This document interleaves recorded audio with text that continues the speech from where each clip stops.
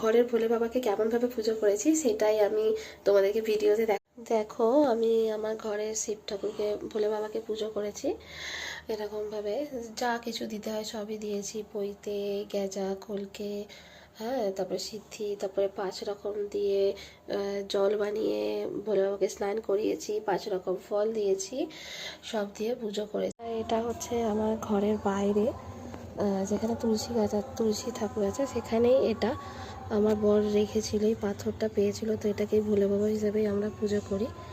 তো সেই কারণে এটারও একটা ভিডিও করলাম, দেখো। আর এই হলো আমার তুলসী তলা, এই যে তুলসী তলা, আর এই যে মনসা ঠাকুরও আছে, এটাও পুজো করেছি। দেখো তোমাদের সাথে সবটাই শেয়ার করছি, এই তুলসী তলা, মনসা তলা, আর এই ভোলে বাবা যেটা বললাম, যেটা আমার বর পেয়েছিল, তো এইখানে এই যে।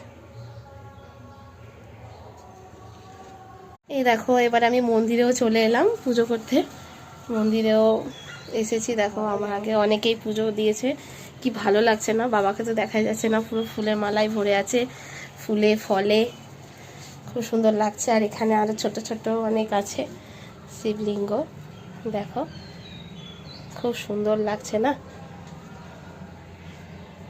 চলো টাটা।